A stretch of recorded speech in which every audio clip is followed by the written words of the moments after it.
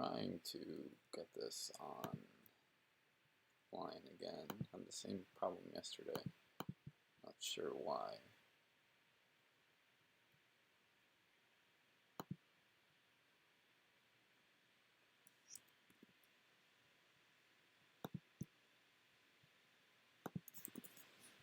Seems like YouTube takes a little bit of a minute to catch up for whatever reason.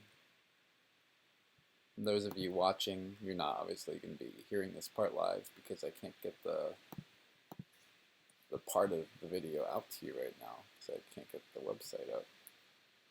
So that's pretty cool. The link should be popping up here soon.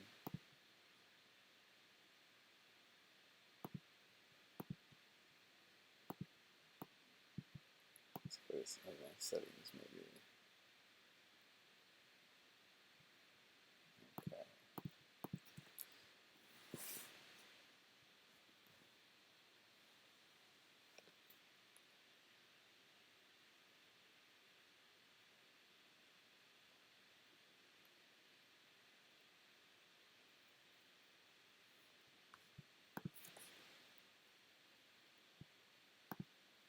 Are we going to be able to get this going? What is happening right now?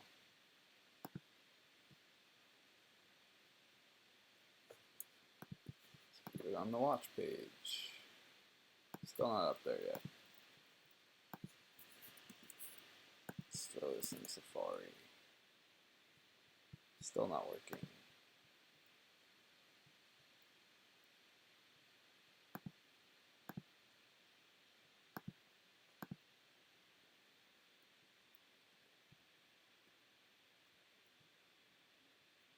Would be cool if this would get going. See if I open up a new page if it'll work.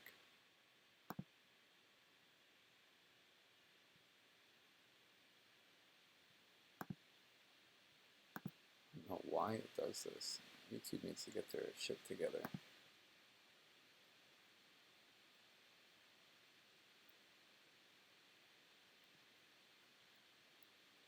Let's change this to public.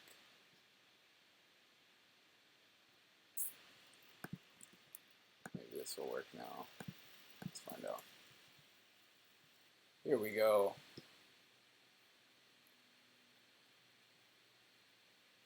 Alright. Let's open this up in Safari. Alright, should be good to go. Gonna throw this up on the website now.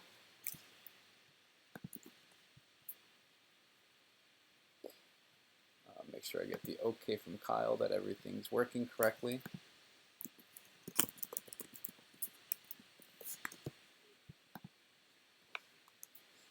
Alright.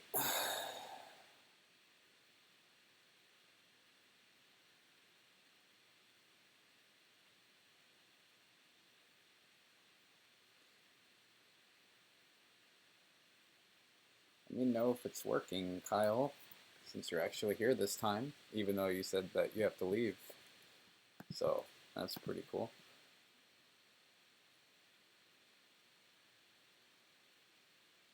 Is it working? That is the question.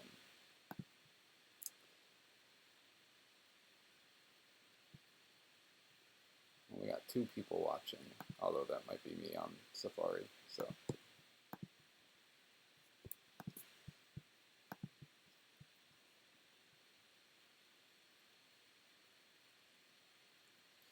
Waiting for Kyle to text me back. That'd be pretty cool, considering he says he has to leave soon. So you'd think it would be in his best interest to check it.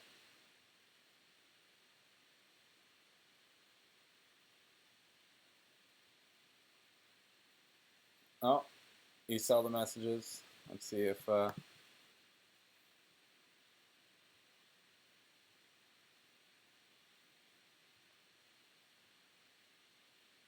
holy crap, Kyle. Don't send me a sad face. Just fucking answer the question, bud. I'm not the one with the time restraint right now. It's you. So. Why is apparently my Mac is 2 minutes fast right now. My phone it says 7:57. Weird.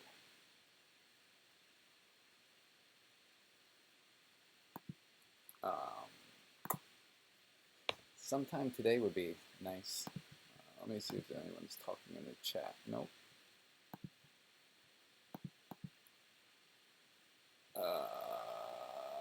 Still nobody there. All right. So, Kyle said it is working, so he's there. Let's take a look at the draft lottery odds. So, without further ado, let's begin the OGSHL 2017 draft lottery. Take a look at the standings. Kyle has the best odds. Those of you who are in our top shelf league, Kyle won the first and second overall pick yesterday. I do not know how that happened. I'm pretty sure nobody knows how that happened. That's ridiculous. He actually had the second pick and the fourth pick heading into the lottery. And hopefully that fourth pick, I have that from LA. So hopefully that pick's lucky again, because that'd be pretty sweet getting another top 2 pick, especially when I'm in the conference finals right now. That would give me a big boost. Take a look down. You have the new Vegas Golden Knights, owned by Alric. Any team deserves to win it. It's definitely the Knights. You have Toronto, Kevin's team, who traded the pick in the Tavares deal at the beginning of the year to Kyle. You have Will sitting there at 7. And you also have Roberto's Ottawa Senators pick, owned by Kyle. Roberto's pick, I don't think anybody was expecting them to miss the playoffs, or at least finish as low as they did. That was a big surprise. Everybody else owns their picks except for Buffalo. I own that pick with a big 1.8%. Feeling pretty lucky about that pick, actually. I'd put some money down that I'll win with that one. And then Kevin owns Boston's pick at 15. So Kevin's still got a shot. I guess that's all that matters, as long as you have a shot, right? So without further ado, let's get to the lottery. We're going to do this. We're going to do 15 teams. The league name is going to be the OGSHL 2017 Draft Lottery. We're going to do custom. This lets us choose the amount of balls that each team is going to have. I can't do it out of 100 because we have percentages like 12.1 and won't let me do it. So we're going to multiply everything by 10 and do 1,000. And the Rangers are going to have 121 instead of 12.1. So you'll see what it looks like. We'll make sure everything's correct before I go through with this. And the Dallas Stars with the first pick for odds. It's picking up, ironically, the Dallas Stars had the first odds in Bar Down simulation. That was Kevin's team. So it's picking that up from when I did it on Monday. It's also picking up the odds on the right side because I've done 2 drafts, and the Golden Knights picked in the 3rd spot across all 3 leagues. So I'll make this sure it's 103. This is Los Angeles Kings. And we're going to put my team name in parentheses so that we know it's owned by me. 103. We got 5 and 6. We got Carolina. Who's actually quietly building a pretty good team. You guys should take a look at it. I think he actually has a bunch of first-round picks as well. So that's a team that I think is quietly on the rise. You don't really see him on the website too much. Well, I guess he does log in once in a while, but he's never too active on the forum. There's actually a lot of people like that. They'll log in, but they're never really active. But they're active members. They just aren't very talkative, I guess. You don't really see them posting on the forums. This is one guy that you will see talking all the time. Will coming in with the 7th lottery odds, the big 67 balls in there. I know if Roberto's pick ends up winning one of these picks, he'll be pretty mad. Him and Kyle are friends in real life. I've known them for quite a while now, so that'd be a good little rivalry. Edmonton Oilers, 54%. We got San Jose, who happened to witness the monstrosity that happened in Top Shelf yesterday. as did the Rangers. So I'm pretty sure everybody's rooting against Kyle at this point, myself included. It's kind of hard not to be rooting against the guy who won the first and second overall pick, but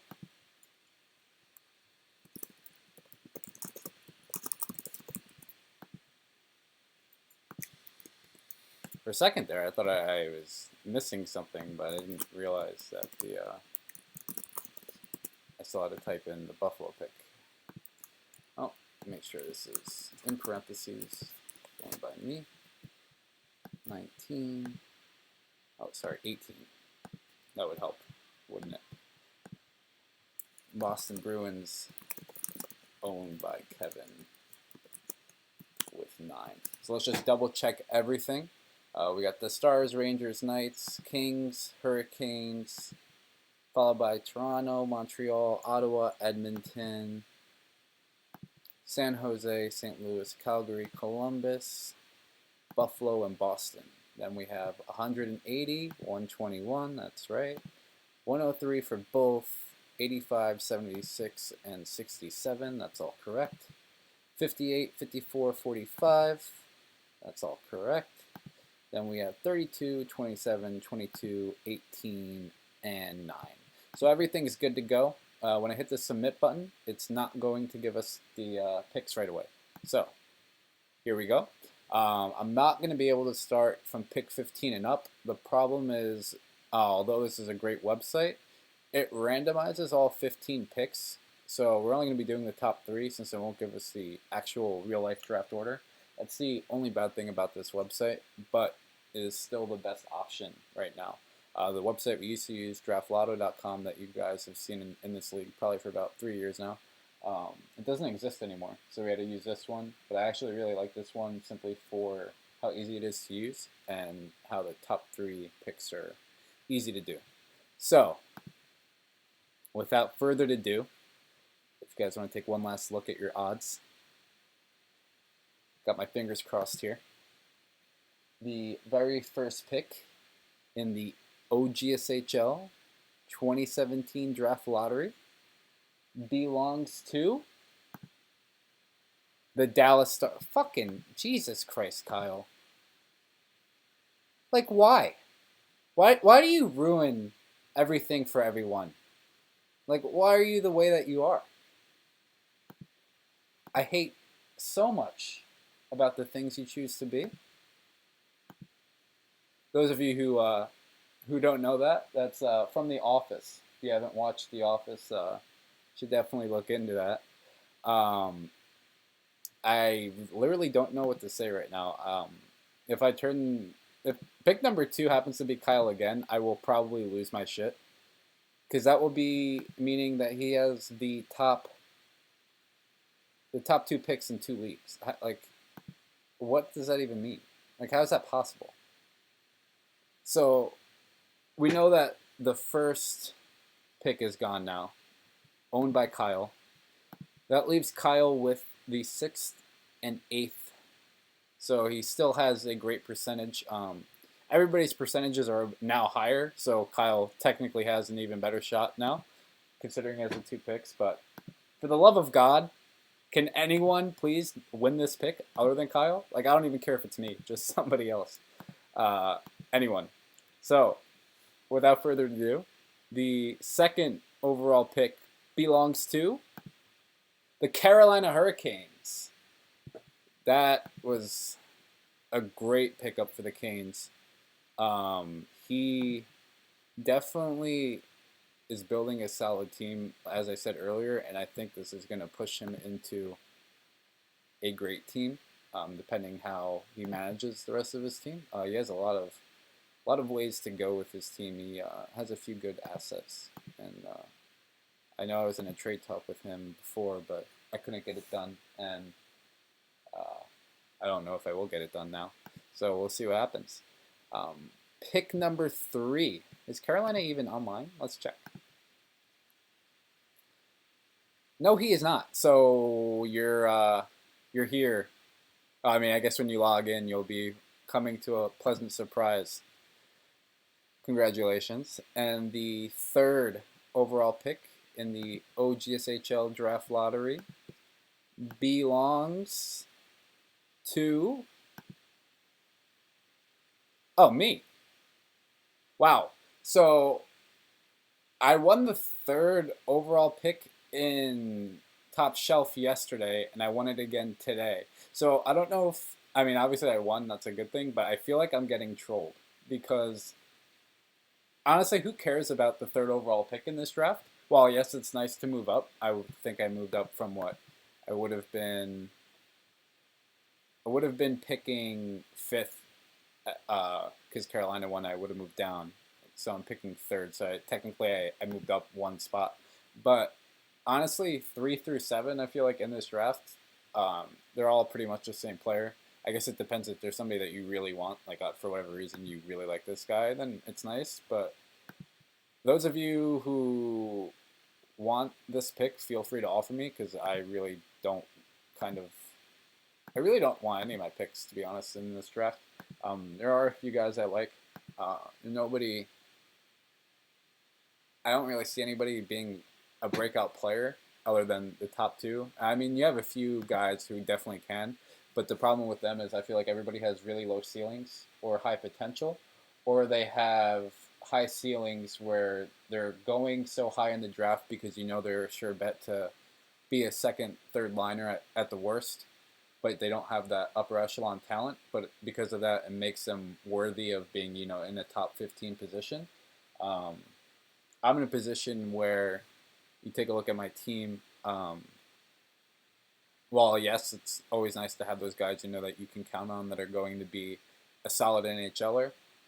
At the same time, I have an established group where I want those guys that have the low ceiling, high potential, because I feel like that's boom or bust. And position I'm in, I can take that risk, and that's a risk I'd actually want to take. There are a few guys I like, so if I don't end up being able to trade this pick, I'll gladly keep it. Um, I'm still appalled that Kyle won the first pick again. I'm kind of numb to it. Like if this was to happen last night, directly after Top Shelf, I probably would have lost my mind. Because yesterday I almost lost my mind, and that would have put me over the edge. I probably would have deleted every single league that I'm in. That's a joke. But yeah, it was definitely interesting how the lottery panned out compared to real life. Um, this is actually the first league out of the three where the first overall pick stayed at the first overall pick. I believe in Bar Down, it ended up being third overall, and in Top Shelf yesterday, it moved all the way down to fourth. And that's 2 nights in a row where the fourth overall pick moved up to the third. However, in Bar Down, we had a really cool draft where I think the eighth or ninth pick went up to first, and then somewhere down, I think it was the fourth, third, fourth, or fifth moved up to second, and then, like I said earlier, the first moved down to third. So it's definitely interesting. I'm in two other leagues, the VHL and PHL, where the lotteries are not going to happen for a little bit. I don't have any picks in those drafts, so I'm not really looking forward to them. I mean, it'll be fun to watch, but I believe it's a lot more fun to participate. Unfortunately, I had to watch Kyle win again, so it kind of ruined it for me, honestly. Kyle, I guess this is the year of Kyle. 2017, the year of Kyle. Although he did lose in Bar Down with a ridiculously talented team, he got ousted in the first round. So if any of you want to take anything home with that, you can just say, fuck you, Kyle, you lost in the first round with a ridiculous team that nobody should have ever lost with. Manage your team better. So that's one thing you can say to Kyle, and that's one thing you can hold on to while we all cry and try to hide our jealousy from him. That's kind of ridiculous. Let's take a look at the playoffs, though, now. Actually, let's not take a look at the playoffs because you'll see that I'm down 2-0. I don't know how that happened, actually. Let's actually take a look at the games. The Blackhawks went up 2-0 over Arizona today. The reigning champion Coyotes down 2-0. Let's take a look at the first game. The first game, it was fairly even in shots. Anderson's been amazing this whole series so far. He gave a shutout. Holtby led up to. Obviously, it's still good save percentage. Derek Brassard, I guess he knows I'm a Devils fan and decides to ruin my life in the Sim League because why not? Uh, I can't get any production out of Pavelski or Panarin. I don't know why. The Sim just hates me. Um, yeah, I didn't really have an explanation how I lost. This game could have went, I guess, either way when you look at the stats, but Philly came out, and I guess you can look where I failed on the power play 0 for 5. Going 0 for 5 on the power play, don't really deserve to win, so I gladly take that loss. But go on to game 2. Drastically different game. I outshot them 39-20 and 14-2 in overtime, but I still lost. So I don't know what to do. I'm gonna have to editing my lines tonight. Actually, after this video is over, that's what I'm gonna be doing is editing my lines. I need to. I mean, I got production from Pavelski and Panarin, ironically, in this game, but yeah, I need to find something that's gonna work well. I don't know why my team suddenly hit a block. It seemed like I stuttered a little bit last series as well. Um, I don't know really what's going on, so I'm gonna throw some lines together. Maybe I'll instead of splitting up Bergeron, Stamkos, and Pavelski, I'll put maybe 2 of them on the same line and see if I can stack a line that will be able to dominate puck possession while Bergeron can defensively do things while scoring because that's what he does.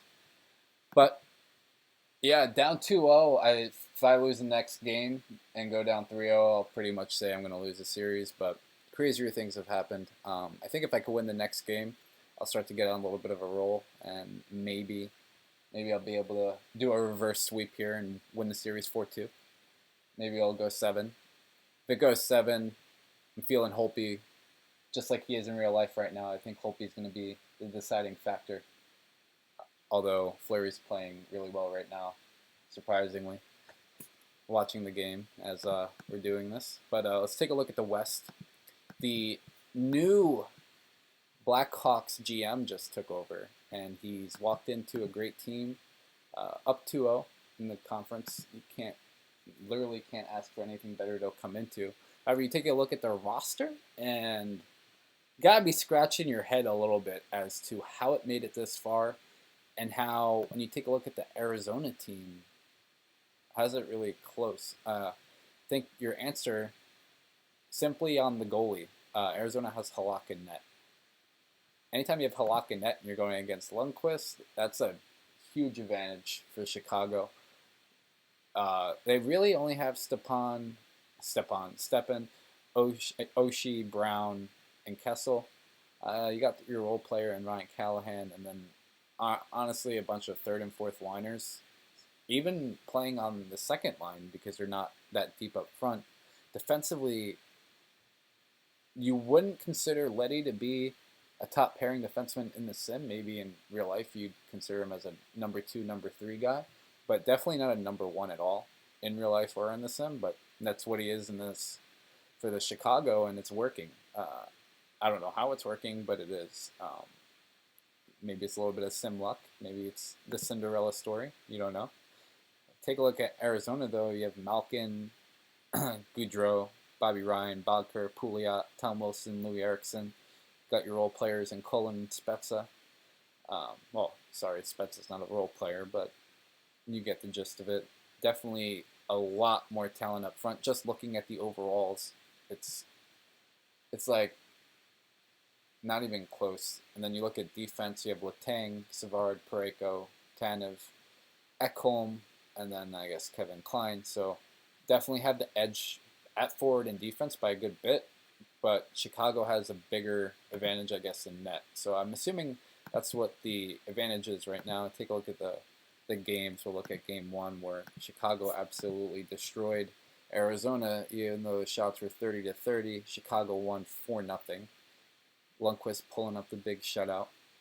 Take a look at game 2. Arizona outshot Chicago only by one, so obviously it's a very close game. I think the big periods, I don't. You get outshot 13-2. You're only down two. So when you come out and win the second and third period, Oshie carrying the team on his back that game.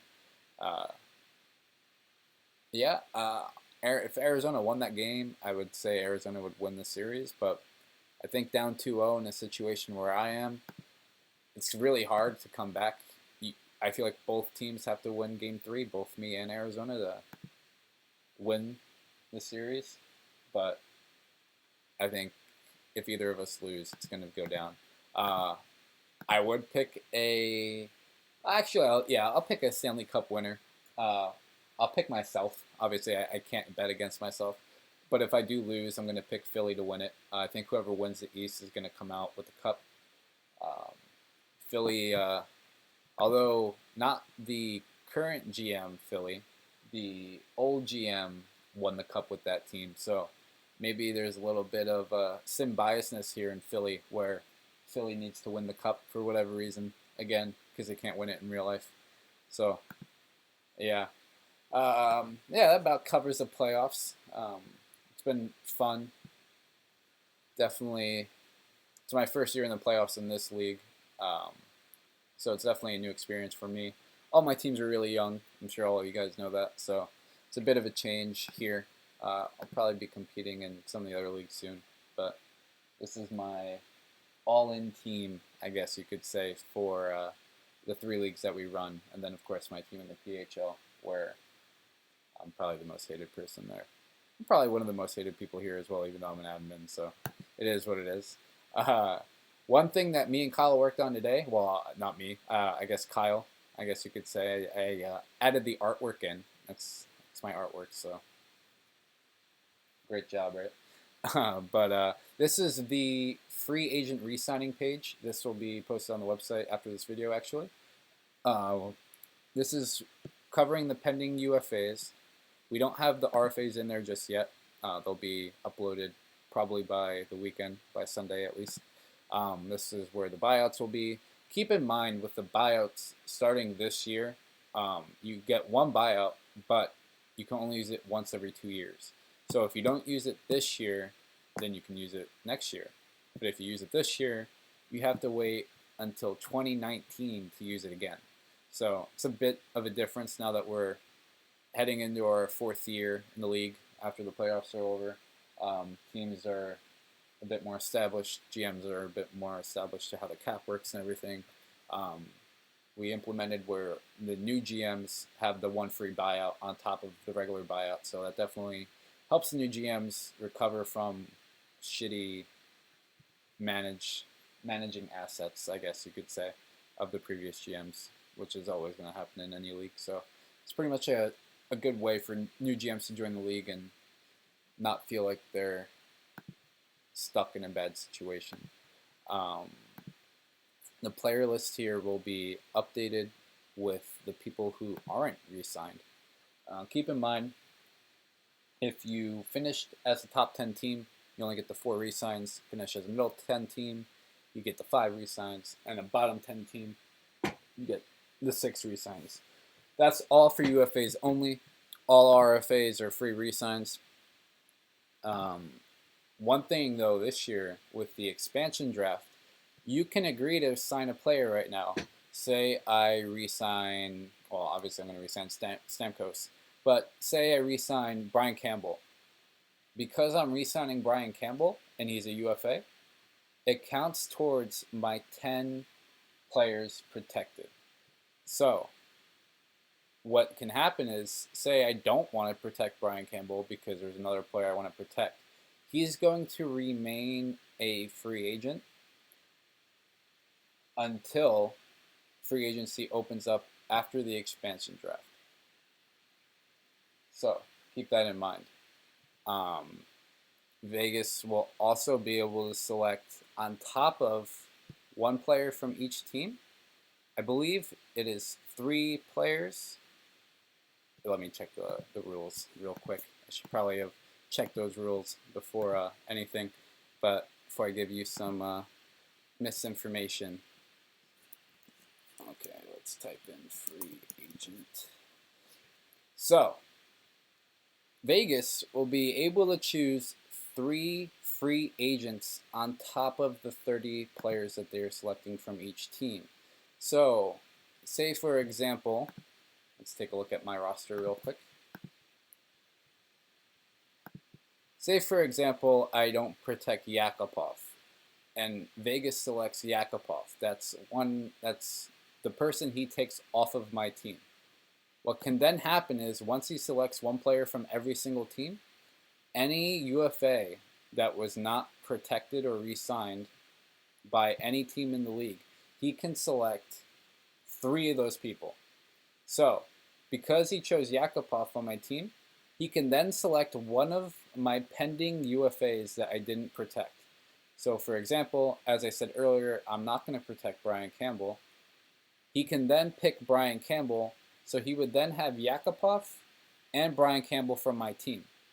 However, for his remaining 2 other free agent selections, he can't pick from my team again. So, realistically, you can only lose 2 players. Only 3 teams are going to lose 2 players. But chances are, if it's a UFA you didn't re-sign, the likelihood of you wanting that player to, I really want this player, it's not going to be there because you would have protected him. So that's one thing to keep in mind. I think that's one thing people were a little bit blurry about. I think that'll help clear it up a little bit for everybody. Once again, if you have any questions or concerns, just send me a message or Kyle a message about it. We'll gladly clear everything up. Those of you who are new GMs and you're taking over a team, and for example, your goalie requirements weren't met because the previous GM wasn't there and didn't manage it, or we didn't have a GM for that role, you will be exempt from having to meet that requirement. So if you had a goalie who, you only have the one goalie, say you have Marc-Andre Fleury, and you don't have a single goalie that meets the requirement, you're perfectly fine there, simply because you just joined the league. Why should you get punished for it? So that's one thing to keep in mind for you new guys who just joined. One other thing, you can't trade a re-sign. I just want to make that clear. You can't say you have 6 re-signs and you only need 4 of them. You can't trade one away. I guess you could trade for the rights for the player and sign them. However, we have a rule where you can't trade that player away for at least halfway through the season. So keep that in mind. One other thing, I guess realistically, is those of you who are new as well, I've gotten questions about retaining salary, even from GMs that are in the league right now. You can only retain salary on players with 1 year expiring. So, for example, let's look at somebody with 1 year with a decent salary. Fedor Tyutin, he's got a 1 year deal at $2 million. You can only retain salary on players with 1 year deals. So you could retain $1 million on Fedor Tyutin. What this does is it allows some flexibility for people to trade players who are on that 1 year deal. Typically, you're looking at veterans, maybe a guy like Yager, where you're not going to make the playoffs, so you want to get some assets for him. However, the team's not, within the cap, so retaining half salary is the only way to get it done. It's a good way for creating trade activity and lets teams be a little bit more flexible, like we would be in real life. The only reason we're not allowing more than 1 year on retaining salary is because what if you quit the league, a new GM takes over, and then he's stuck with a cap hit? Maybe we'll think about maybe upping that to maybe 2 years. I don't think that's going to happen at all. It's something we'll revisit in the off season. We always look at new rules. What can we do to better the league? What's hurting the league? How can we fix it? So if you guys have any ideas, go ahead and post them on the website. We actually have a place on the forum for you guys to post any real ideas. So feel free to always do that. One other thing me and Kyle talked about doing, we're going to be doing more podcasts like this. We're going to do an expansion mock draft actually for each league that we're in. So there will be an expansion mock draft. We're going to go through all 30 teams, and we'll pretend to be Vegas and who they would pick from each team. And then on top of that, we're going to do a mock entry draft.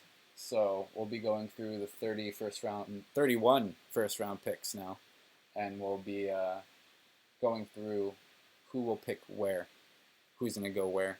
Um, so that'll be a fun thing to do. We're going to be doing that across all 3 leagues. Then after that, we'll probably start doing a video for each league maybe once a week, or maybe alternating through each league once a week, just breaking down trades that happen, how the standings are going, where teams are, and just things around the league. So let's take a look at the lottery one more time for you guys. Kyle won with the first overall pick. He stayed at first overall. Carolina won the second overall pick, jumping up from 5th to 2nd. And if I click the right tab, I won the third overall pick, jumping up from 4th to 3rd. Like I said earlier, I don't really care about winning that, to be honest. It wasn't. If I were to win it with the Buffalo pick, yes, then I'd be really happy. But it is what it is. Maybe it's a little bit better trade value, maybe. So maybe it's something to be at least happy about. But the fact that Kyle won again is nothing to be happy about, especially being a Devils fan and the fact that we have the first overall pick. I've been torn. I wasn't torn before, and then I got torn because I read all these things online, and I'm like, But now I'm clear cut. I want Nolan Patrick as a Devils fan. Nolan Patrick's the guy I want. I think Hischier's got a higher ceiling offensively, but I think Patrick's the higher ceiling in every other aspect.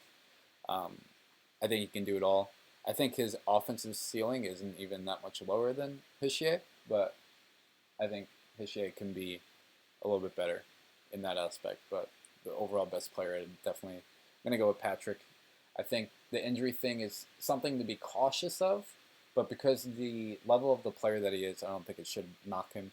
If McDavid was to get hurt and then Eichel was lighting it up like he did, I feel like it would be the same controversy almost. Maybe not to the extent because it is McDavid, but I feel like that would have been a lot closer of a who should go first overall, because if McDavid was to be injured like Patrick, then I think it would have been a little bit closer. McDavid still would have went first overall, I think, but I think not playing at the World Juniors really hurt Patrick's stock, but it is what it is. As a Devils fan, I want Patrick. I think Patrick and Zacha down the middle would be awesome. 1-2 punch, and then you have McLeod, Hall, Henrique, even Palmieri. I like Palmieri. I don't think he's a first-line winger, but on the second line, I think he'd be absolutely amazing in the second line. He's a great defensive guy as well, so that two-way game he has. And then, by then, we'd have Zajac, who definitely not worth $6.5 million, but I would love Zajac in a third-line role. He wins faceoffs, one of the best in the league, and defensively he's awesome. So that's one thing to look forward to as a Devils fan. I know there's a few of you here now from the Devils fan page that I'm in on Facebook. That's how I got a few of our GMs. I believe in this league, there's only one team left open. I emailed everybody, and I finally got a reply back from the Blues, James, that he will be stepping down. He's going to remain in top shelf. He just doesn't have the time anymore. Our Arizona Coyotes team in the conference finals, who hasn't been on since January, I've been in constant touch with him over the past few months. He's still in the league. He just got a new job and had college and everything. So he said he'll be back on within a few weeks. So we're giving him the benefit of the doubt.